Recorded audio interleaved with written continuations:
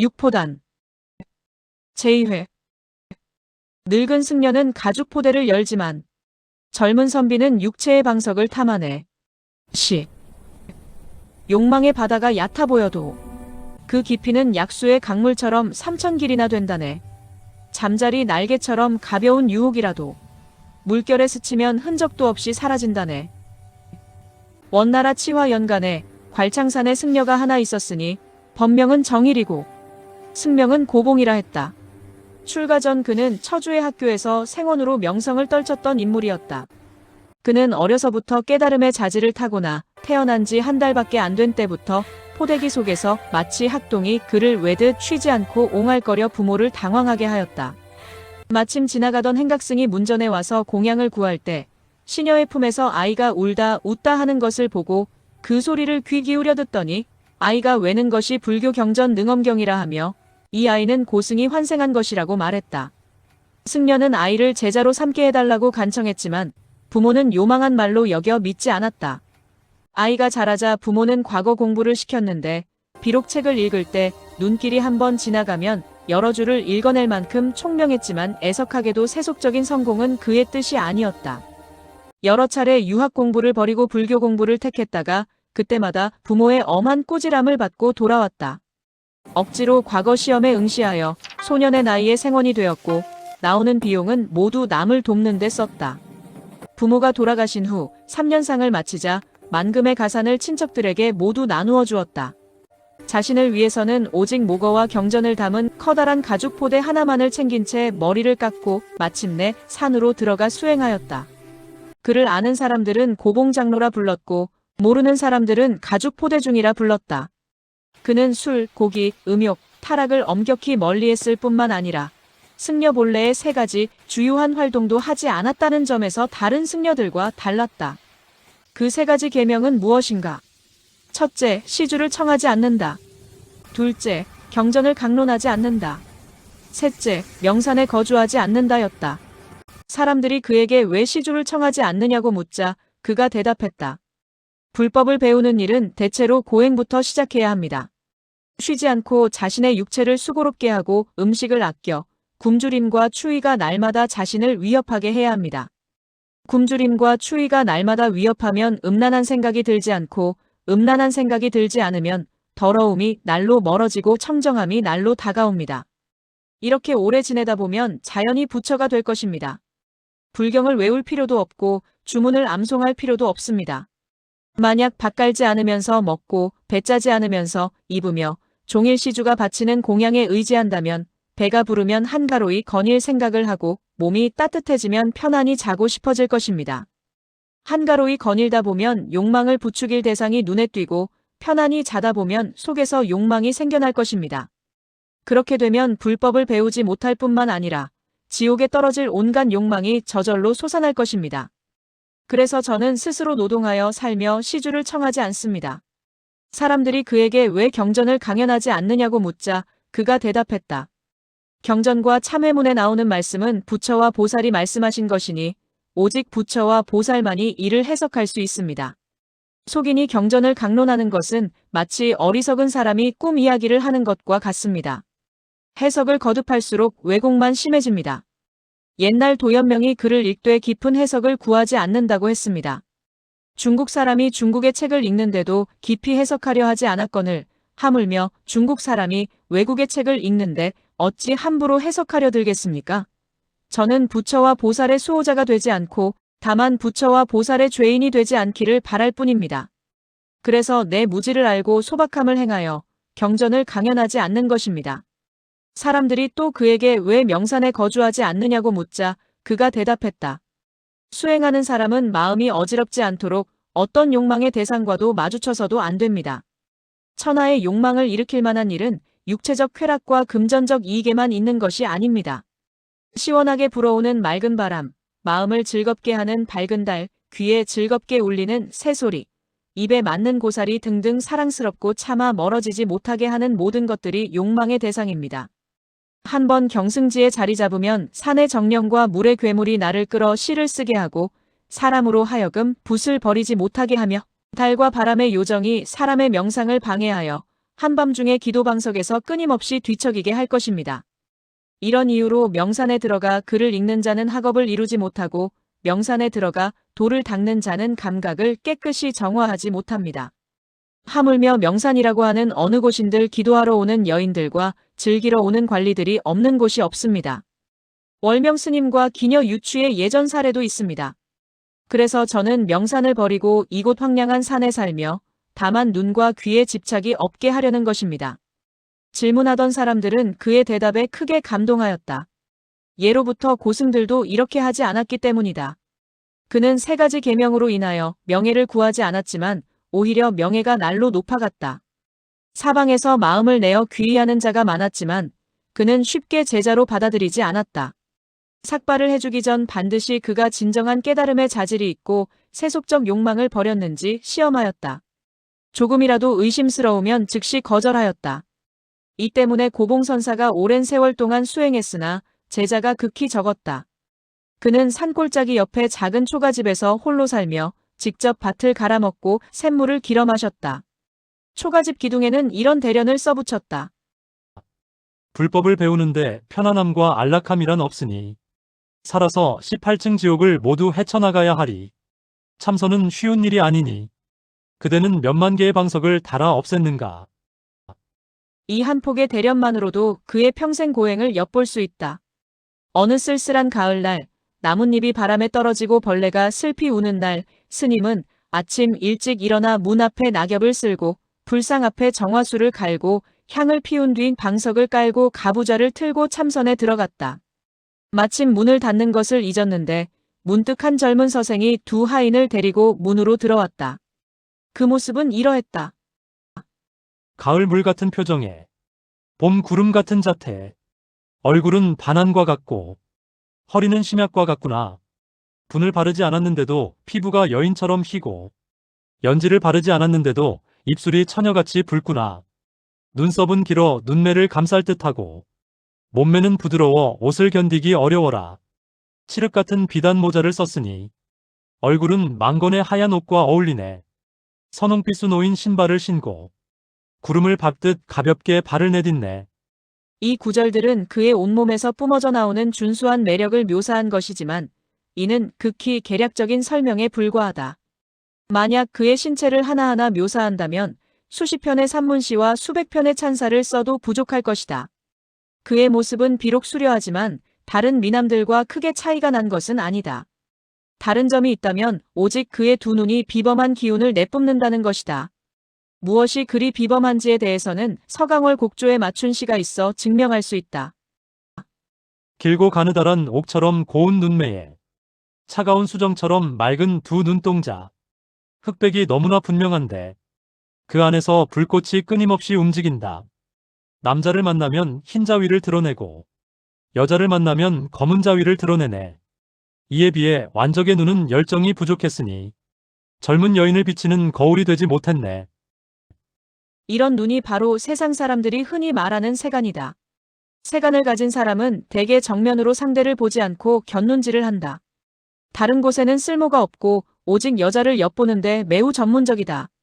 그들은 가까이 다가갈 필요도 없이 비록 몇십 장 떨어져 있어도 여인에게 단 한 번 눈길을 던져도 그녀가 예쁜지 아닌지 알 수 있다. 그리고 아름다운 여인을 만나면 곧 눈짓을 던진다. 그 여인이 만약 단정하고 바른 자라면 고개를 숙이고 지나가 그의 얼굴을 보지 않으니 이 눈짓은 빈 곳에 던져지는 것과 다름없다. 그러나 만약 세상에 세간을 가진 부인, 즉 남자와 같은 결함을 가진 여자가 있다면 눈길이 오가고 눈으로 연애 편지를 주고받게 되고 결국 때려야 뗄 수 없는 관계가 된다. 그러므로 남녀를 불문하고 이런 눈을 타고나면 이는 결코 상서로운 징조가 아니다. 명예를 잃고 절개를 무너뜨리게 하기 때문이다. 독자 여러분, 만약 여러분의 눈이 이러하다면 각별히 조심해야 할 것이다. 그때 그 서생이 들어와 불상에 4번 절하고 스님에게도 4번 절했다. 그러고는 일어나 곁에 단정히 서 있었다. 스님은 이미 명상에 들어갔기에 인사를 받을 수 없었다. 참선을 마친 뒤에야 비로소 방석에서 일어나 답례로 4번 깊이 절했다. 그리고 손님을 앉힌 후 이름을 물었다. 서생이 말했다. 제자는 멀리서 와 절강에서 공부하고 있으며 벼로는 미양생이라고 합니다. 스님께서 당대의 고승이자 하늘과 땅 사이에 살아있는 부처라는 말을 듣고 이에 목욕 재개하고 경배드리러 왔습니다. 이야기꾼이요. 방금 스님이 이름을 물었는데 서생은 왜 이름 대신 벼로를 말하는가? 독자들은 알아야 한다. 원나라 말기의 지식인들 사이에는 특이한 관습이 있었는데 글 읽는 자들은 이름을 사용하는 것을 꺼리고 대신 벼로로 서로를 불렀다. 그래서 누구나 벼로가 있었다. 아무개 생이라 칭하거나 아무개자라 하거나 아무개 도인이라 불렀다. 대체로 젊은 사람은 생이라 칭하고 중년은 자라 말하며 노인은 도인이라 불렀다. 그 벼로의 글자도 각각 뜻이 있어 혹은 좋아하는 것이거나 혹은 취향을 나타내거나 혹은 함축적인 의미를 담고 있었다. 두 글자를 취하여 벼로를 짓되 다만 자신이 알아차리게 하면 되는 것이었지 반드시 모든 사람이 다 알 필요는 없었다. 서생은 여색에 사로잡혀 있었고 낮보다는 밤을 좋아하며 또 늦은 밤보다는 초저녁을 좋아했기에 시경의 밤이 얼마나 되었나. 아직 끝나지 않았구나라는 구절에서 미양이라는 두 글자를 따와 미양생이라 이름 지었다. 젊은이의 과한 인사에 당황한 스님은 몇 마디 겸손한 말로 답했다. 마침 스님의 질그릇 솥에 있는 채소 요리가 다 익었다. 스님은 손님이 멀리서 걸어왔기에 반드시 배고프고 지쳤을 것이라 여겨 함께 아침 식사를 하자고 청했다. 두 사람이 마주 앉아 참선에 대해 논하니 문답을 나누는 사이 기교와 품격이 매우 잘 맞았다. 원래 미양생은 매우 총명하여 과거 공부만 철저히 준비한 것이 아니라 온갖 종류의 종교와 철학책을 두루 섭렵했기 때문이다. 참선의 미묘한 이치에 대해 다른 사람들은 천마디 만마디를 들어도 이해하지 못하는 것을 그는 스님이 입을 떼자마자 완전히 이해했다. 스님은 겉으로 내색하지 않았지만 속으로 주저하며 생각했다. 참으로 뛰어난 이해력을 가진 남자로구나. 다만 창조주가 그에게 이런 육체를 준 게 잘못이로다. 부처를 공부해야 할 마음을 어찌 죄악으로 이끌 얼굴과 짝지어 주었단 말인가. 그의 외모와 거동을 보니 분명 희대의 새끼다. 내가 그를 이 가죽 포대에 넣지 않는다면 장내에 반드시 구멍을 뚫고 담장을 넘어 수많은 여인네의 방을 난장판으로 만들 것이다. 세상에 얼마나 많은 여인이 그에 의해 파멸할 것인가. 내가 오늘 보지 않았다면 그만이지만 화근이 될 사람을 보고서도 중생을 위해 없애지 않는다면 이는 자비의 원칙에 어긋나는 일이다. 비록 악의 뿌리가 너무 깊게 박혀 있을지라도 나 또한 최선을 다해야 하리라. 이에 스님이 젊은 손님에게 말했다. 빈승이 세상을 구제하려는 마음을 세운 이래로 이 두 눈으로 많은 사람을 지켜보았소. 선한 마음으로 돌아오기를 거부하는 어리석은 남녀들은 무시해도 좋소. 하지만 이곳에 참선을 공부하러 오는 선비들이나 도를 들으러 오는 관리들조차 모두 생초보일 뿐이었소. 일반적으로 참선을 깨닫는 것과 유가의 도를 깨닫는 것은 다른 종류의 총명함으로 유가의 도를 깨닫기는 쉬워도 불교의 참선을 깨닫기는 어렵소. 유교에서 듣고 하나를 알면 열을 아는 자라도 불교에 오면 하나를 들으면 겨우 둘을 알 정도이요. 그런데 누가 생각이나 했겠소. 현명한 거사여. 그대가 이토록 총명하시니 이를 가지고 참선을 배우면 불과 몇 년 안에 완벽한 깨달음에 도달할 수 있을 것이요. 인간으로 태어나 육체를 얻는 것은 쉬운 일이나 영혼을 얻는 것은 어려운 일이요. 시간은 쉽게 지나가지만 겁수는 지나가기 어렵소. 거사는 부처가 될 자질을 타고났는데 마귀의 길로 가서는 안 돼요. 어찌 아침 기운이 아직 흩어지지 않은 이때에 애욕을 끊고 공문으로 들어오지 않겠소. 빈승이 비록 평범한 사람일지라도 그대 안에 더 나은 것을 끌어내는데 도움이 될 것이요. 큰 소원을 세우고 깨달음의 결실을 거둔다면 죽은 뒤에는 다른 승려들과 제사에 배양되는 이익을 나눌 뿐만 아니라 적어도 지옥의 마귀들의 지배에서 벗어날 것이요. 거사는 어떻게 생각하시오? 미양생이 대답했다. 제자는 오랫동안 출가를 염원해왔습니다. 장래 언젠가는 반드시 법문에 들어갈 것입니다. 하지만 제자에게 아직 이루지 못한 두 가지 소원이 있습니다. 지금 아직 젊으니 일단 돌아가 두 가지 일을 마치고 몇 해 동안 즐거움을 누리며 사람으로서 한 세상을 헛되이 보내지 않은 걸 확인하고 싶습니다. 그때가 되면 비로소 불법에 귀의해도 늦지 않을 것입니다. 스님이 말했다. 그 두 가지 소원이 무엇인지 물어봐도 되겠습니까? 혹시 조정의 이름을 올려 배운 바를 떨치고 변방에서 공을 세워 조정의 은혜에 보답하려는 것은 아닌지요. 미양생이 고개를 저으며 말했다. 아닙니다. 공명 두 글자는 비록 선비들이 추구하는 바이지만 성공하는 자들보다 실패하는 자들이 훨씬 많습니다. 옛날 유분도 과거에 낙방했고 이백도 과거에 급제하지 못했습니다. 비록 합격할 재주가 있다 하더라도 여기에 더하여 합격할 운명이 있어야 합니다. 그것은 제가 스스로 정할 수 없는 것입니다. 공을 세우고 업적을 세우는 것도 운명에 달려 있습니다. 만약 하늘이 기회를 주지 않고 사람들이 허락하지 않는다면 악비의 충성심과 관우의 의리가 있더라도 마음만 태우고 목숨만 바칠 뿐 국가에 기여한다는 보장이 없습니다. 제자는 공명이 어떠한 것인지 잘 알고 있기에 여기에 소원을 두지 않고 있습니다. 스님이 말했다. 그렇다면 거사의 소원은 결국 무엇이요? 미양생이 말했다. 제자의 소원은 자신의 노력으로 이룰 수 있고 제가 마음속으로 믿을 수 있는 것들입니다. 그것들은 허황한 꿈도 아니고 얻기 어려운 일도 아닙니다. 스님께 거짓말하지 않겠습니다. 이 제자는 독서 암기력, 도리에 대한 깨달음, 글을 쓰는 능력은 모두 인류입니다. 오늘날의 문인들은 시문을 억지로 외워서 짜깁기 하고 몇 편의 서당 문제지를 만들어 산문집이나 시집을 출판하고는 남은 생애 동안 자신을 독창적인 천재라 자부하는 기벽을 보입니다. 제자가 보기에는 그들의 작품은 모두 표절일 뿐입니다. 진정한 명사가 되려면 결국 천하의 희귀한 책을 다 읽고 천하의 뛰어난 인물을 다 사귀고 천하의 명산을 다 유람한 후 서재에 틀어박혀 후세를 위해 자신의 생각을 기록해야 합니다. 다행히 과거에 급제하여 조정에 기여할 수도 있겠지요. 하지만 운이 따르지 않아 미천한 지위에 머물더라도 여전히 불멸의 명성을 얻게 될 것입니다. 그러므로 제자 마음속에 두 가지 은밀한 소원이 있습니다. 첫째, 천하 제일의 문장가가 되겠다. 스님이 말했다. 이것은 첫 번째 소원이군요. 그럼 두 번째는 무엇이요? 미양생이 입을 열려다가 스님이 자신을 비웃을까 두려운 듯 말을 삼켰다. 스님이 말했다. 두 번째 소원을 거사께서 말하기 어렵다면 빈승이 대신 말해드리겠소. 미양생이 말했다. 스님께서 제 마음속에 무엇이 있는지 어찌 아시겠습니까? 스님이 말했다. 한번 맞춰보겠소. 만약 틀리면 기꺼이 대가를 치르겠지만 만약 맞추면 거사께서 부정하지 말아야 하오. 미양생이 말했다. 만약 스님께서 맞추신다면 보살이자 신선이실 것입니다.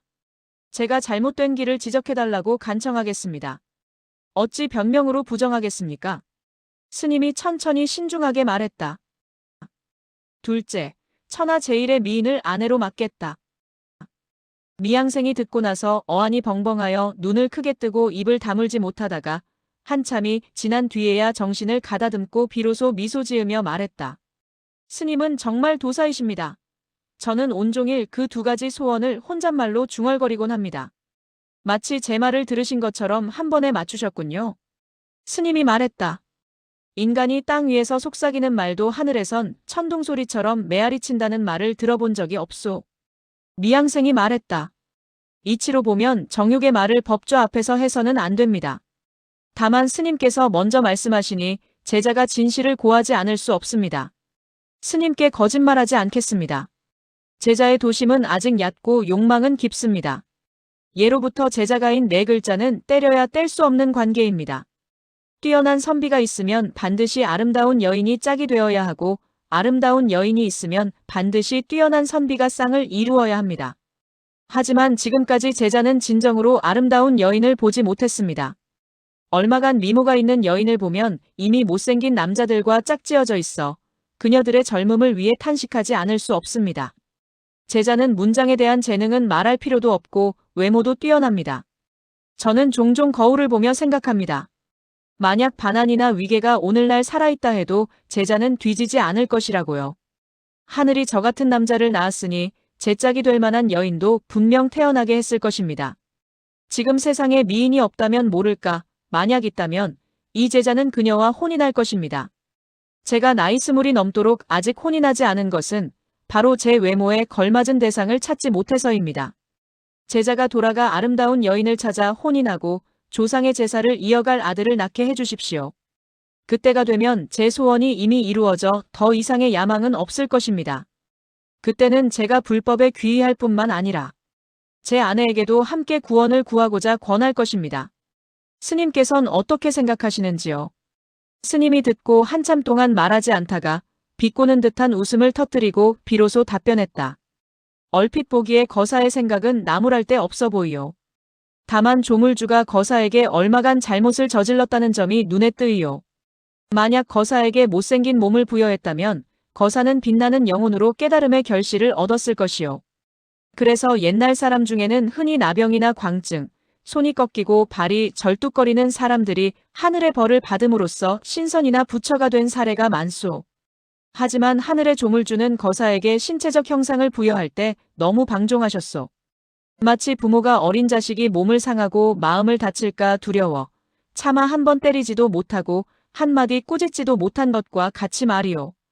아이는 자라면서 자신의 몸과 본성이 하늘에 의해 주어졌고 부모에 의해 길러졌으니 어떤 해로운 일도 결코 일어나지 않을 것이라 확신하기에 머릿속으로 온갖 사악한 짓을 저지르게 되오.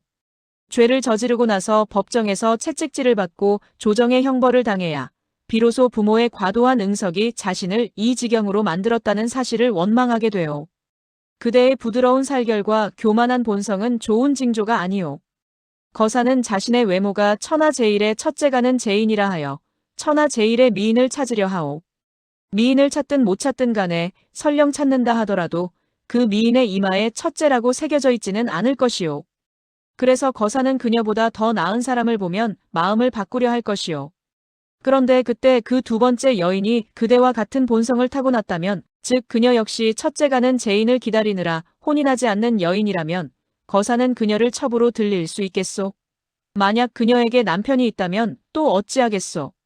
만약 거사가 이러한 망상을 끊으면 천하제일의 미인은 얻지 못하는 데서 그치겠지만 만약 수단과 방법을 가리지 않고 소원을 이루려 한다면 거사의 행동은 그대를 지옥에 떨어지게 할 것이요. 거사는 지옥에 떨어지겠소? 아니면 천당에 오르겠소? 만약 지옥에 떨어지기를 기꺼이 바란다면 계속해서 천하제일의 미인을 찾아다니시오. 하지만 천당에 오르기를 원한다면 이 무모한 생각을 버리고 빈승을 따라 출가하시오. 미양생이 말했다. 스승님께서 하신 말씀은 매우 흥미롭습니다. 하지만 천당과 지옥과 같은 글자는 다소 진부하여 고승의 말씀 같지 않습니다. 참선을 이해하는 방법은 다만 자신의 근원을 깨달아 생사에 밖에 자신을 세워 부처가 되는 것입니다. 우리가 올라가야 할 천당 같은 장소는 없습니다. 설령 유교계 죄라 할 수 있는 풍류죄과라 할지라도 그것은 유교 교리에 어긋날 뿐입니다. 우리가 내려가야 할 지옥 같은 장소도 없습니다. 스님이 말했다. 그대 말이 맞소.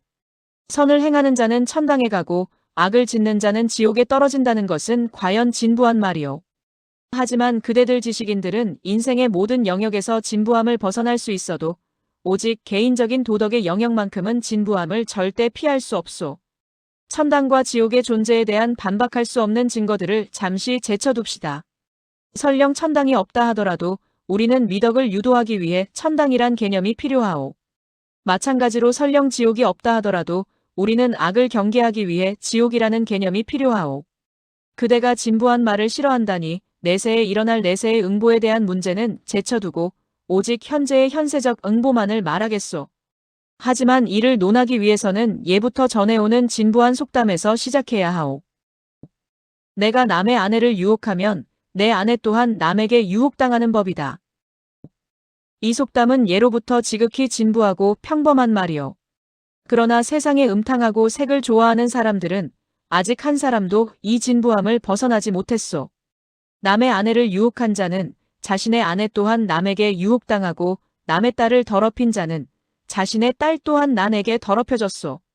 진부함에서 벗어나는 유일한 방법은 간음하지 않고 음란하지 않는 것이요. 만약 간음하고 음란을 행한다면 진부한 이 속담에 적용될 것이요. 거사는 진부함에서 벗어나고 싶소? 아니면 진부함으로 들어가고 싶소? 만약 진부함으로 들어가겠다면 천하제일의 미인을 계속 찾으시오. 만약 진부함에서 벗어나고 싶다면 그 망념을 거두고 빈승을 따라 출가하시오. 미양생이 말했다. 스님의 이런 말씀은 지극히 통찰력 있는 말씀입니다. 다만 우매한 자를 위해 설법한다면 그들이 경고에 귀를 기울일 수 있도록 소름이 돋을 정도로 극적으로 말해야 할 것입니다. 만약 저 같은 사람과 이치를 말할 때는 그럴 필요가 없습니다. 조물주께서 엄격한 법을 세우셨지만 그것을 적용하는 데는 인자하십니다. 가늠한 자는 보복을 받지만 상당수는 받지 않습니다. 만약 조물주가 집집마다 돌아다니며 가늠한 자를 확인하고 그 자의 아내와 딸들에게 대가를 치르게 한다면 조물주도 참으로 불경스럽지 않습니까?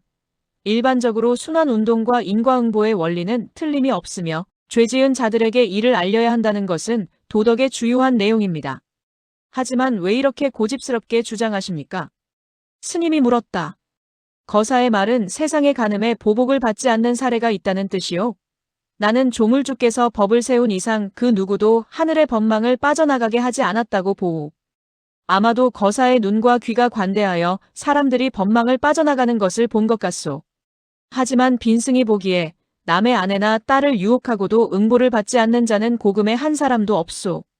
기록은 물론 입으로 전해지는 사례만 해도 수천 수만 가지에 이르오. 나는 불가에 입문하여 계율을 받은 자로서 이런 문제를 말하기는 곤란하지만 거사께서 잠시만 생각해 보시오. 남의 아내나 딸을 유혹하는 것은 남에게서 이익을 얻는 것이니 유혹자는 그것을 남에게 말하고 싶어 하고 그러므로 많은 사람이 알게 되오. 하지만 자신의 아내나 딸이 유혹당하는 것은 손실을 입는 것이니 말하기를 꺼리게 되고 그래서 아는 사람도 적소.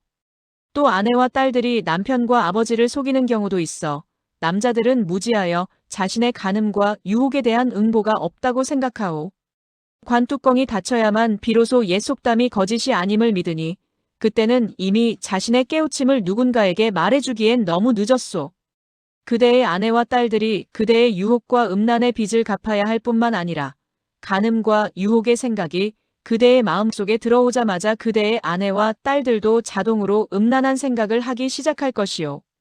예를 들어 만약 그대가 아내와 성관계 중에 아내가 못생겨 흥분되지 않자 그날 보았던 예쁜 여자라고 상상하며 즐거움을 얻는다면 바로 그 순간 그대의 아내 또한 남편의 못생김에 고개를 저으며 남편을 낮에 본 잘생긴 청년이라고 상상하며 즐거움을 얻고 있지 않는다고 어찌 확신하겠소.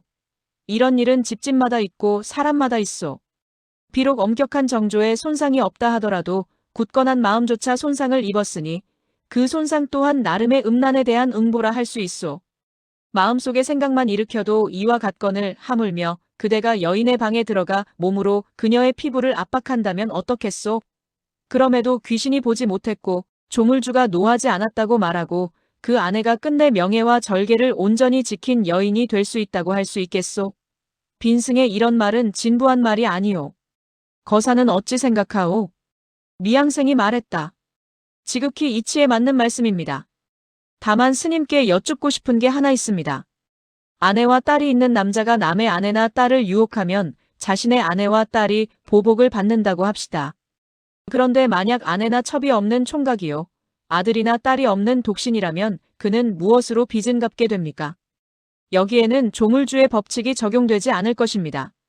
또 하나 말씀드리자면 한 남자의 여인네들의 수는 한정되어 있지만 세상에는 무수히 많은 여성이 있습니다.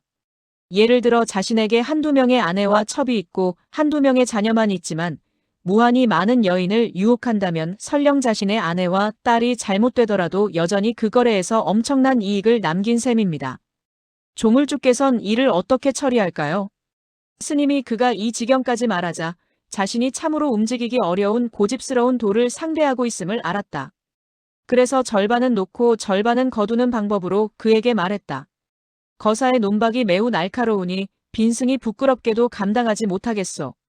이런 도리는 다만 말만으로는 증거가 없고 직접 경험해 보아야 비로소 분명히 알 것이요.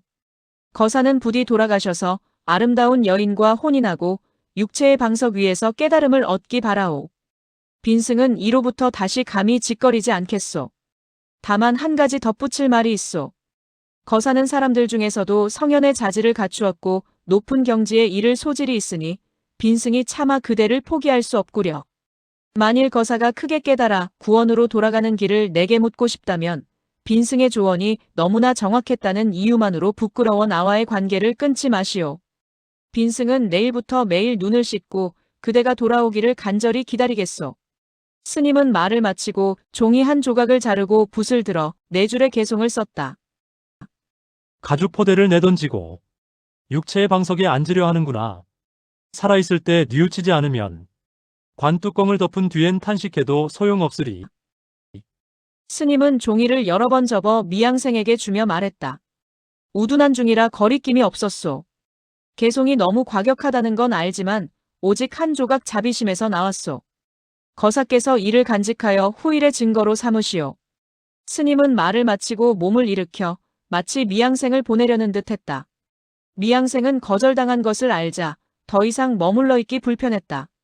게다가 스님을 고승으로 존중했기에 감히 성내며 떠날 수도 없어 고개를 숙이고 사죄하며 말했다. 제자가 타고난 성품이 우매하고 완고하여 가르침을 받아들이지 못했습니다. 스님께서 너그럽게 용서해 주시기 바랍니다. 언젠가 다시 오게 되면 그때는 거두어 주시길 바랍니다. 미양생은 말을 마치고 다시 무릎을 꿇고 4번 절했다. 스님도 같은 방식으로 화답한 후 손님을 대문 밖으로 배웅했다. 스님은 헤어지기 전 다시 한번 몇 마디 당부하였다. 스님의 등장은 이번 회에 마무리된다. 뒤에서는 다만 미양생이 여색에 미혹된 일만 말할 것이며 고봉 스님에 대해서는 더 서술하지 않을 것이다. 고승의 결말을 알고 싶다면 마지막 회까지 가야 할 것이다. 비평의 말. 미양생은 이야기의 주인공이고 고봉 스님은 조연이다. 만약 다른 누군가가 이 소설을 썼다면 틀림없이 미양생으로부터 시작하여 고봉 스님을 지나가는 객으로 끌어들였을 것이다. 이것이 원래 소설 작법의 정석이다. 그러나 이 소설은 먼저 고봉 스님에 대해 지극히 상세히 서술하여 독자로 하여금 고봉이 장차 음행을 할지도 모른다고 의심하게 하였다. 놀랍게도 그는 전혀 그러지 않았다. 그가 참선에 몰두하여 문 닫는 것을 잊었을 때 비로소 소설의 진위가 드러나 독자로 하여금 예측하기 어렵게 하였다. 이것은 소설의 변칙적 기법으로 작가가 전통적인 틀을 깬 사례이다. 만약 다른 작가가 이 방법을 시도했다면 줄거리가 뒤섞이고 주제가 어지러워져 독자는 누가 주인공이고 누가 조연인지 알 수 없게 되었을 것이다. 그러나 이 소설에서는 인물 각색이 눈과 눈썹처럼 분명하여 소설이 본론에 들어가기 시작했을 때 독자는 모든 것을 선명히 알게 된다. 2회의 끝부분에서 또 줄거리를 명확히 하여 독자의 어려움을 덜어주니 참으로 노련한 작가이다. 이 작가는 수호전의 저자 외에는 필적할 자가 없는 거장이다. 어떤 사람은 그가 금병내 저자와 어깨를 나란히 한다고 말한다. 그렇다면 그들은 서로 막상막하가 아니겠는가?